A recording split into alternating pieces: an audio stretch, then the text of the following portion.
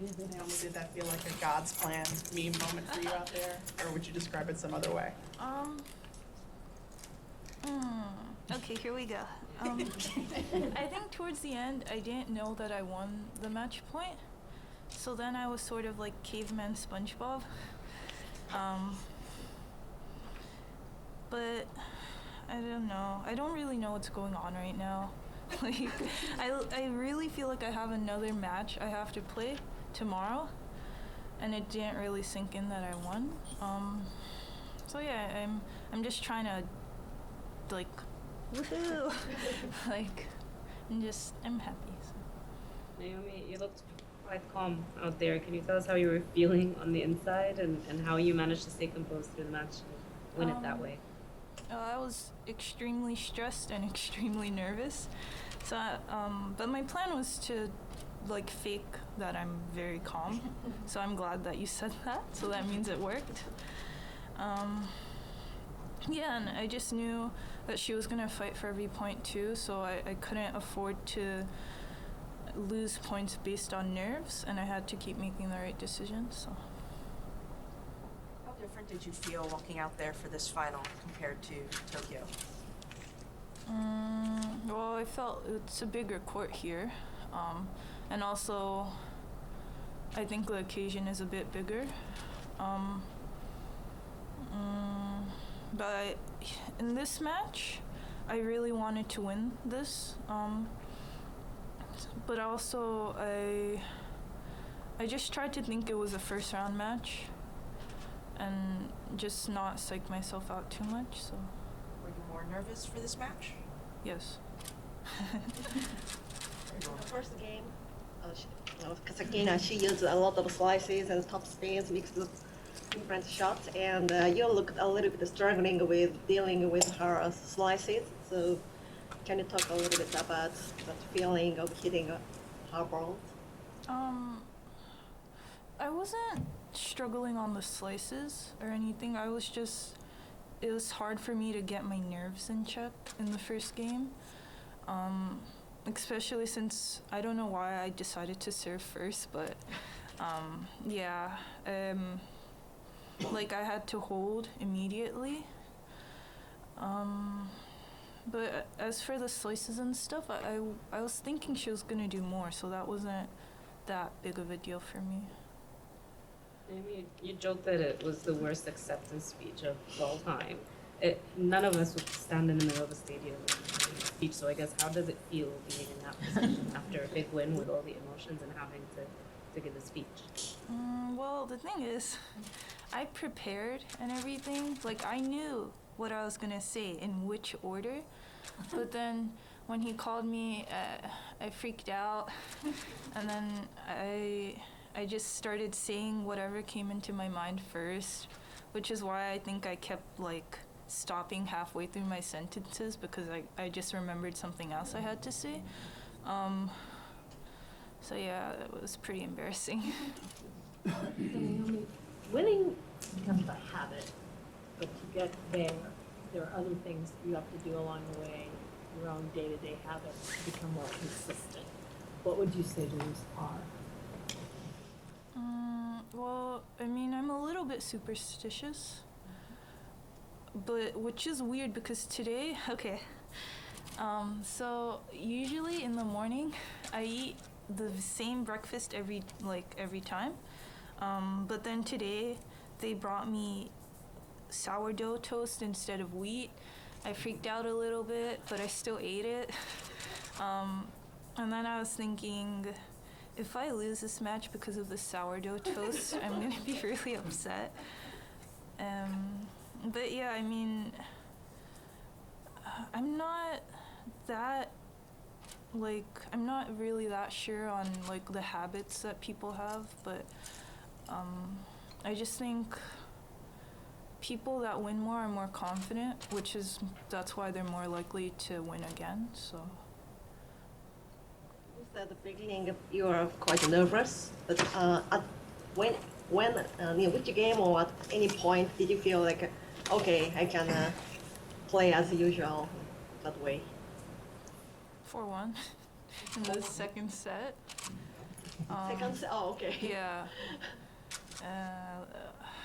I mean, we were playing some long points, and I wasn't really trying to hit hard today because I felt like it would be better for her to take my pace, so I wanted her to do whatever she wanted to do, and I was just gonna sit back and like see what she does. Yeah, I feel like I wasn't that aggressive today. I was just more consistent, so. Why do you think you're getting such improved results this year and particularly here? And why do you think you're closing out matches so well? Just concentration. I feel like I've made it my goal to be more focused every match this year, so I think it's paid off. Unfortunately, all the matches you had here were not broadcasted in Japan. So could you leave some message to Japanese fans? Well, I can't really say thanks for cheering me on if it wasn't broadcasted, but なんかありがとうございます I can't really say anything else. It's just like I won. Yay. Cool. ありがとうございます Naomi Dasha said you and her will be sharing a private jet to Miami. I'm curious how that came about and what you're looking forward to maybe about that experience, getting to be in a private jet. Well, we just needed to get out of here. So that's basically how that happened. And I don't know, I've never been on one, so that's gonna be fun for me. And yeah, I'm gonna try not to listen to music, so I'm gonna see if she's gonna talk to me because I'm gonna see how that works out. But it's not like you can talk to anyone in an airplane anyways, so that's, yeah, I don't know where I went with that. So. Do you have a certain conversation you'd like to have with her, or? No, I don't know how to start conversations. I don't know what you're supposed to say to someone that you've not really talked to before. So it's not like I have a certain conversation. I just think it'd be cool to talk to her. It's so weird. It's so bad. Oh my god. Okay. What kind of advice your coach gave to you between a set?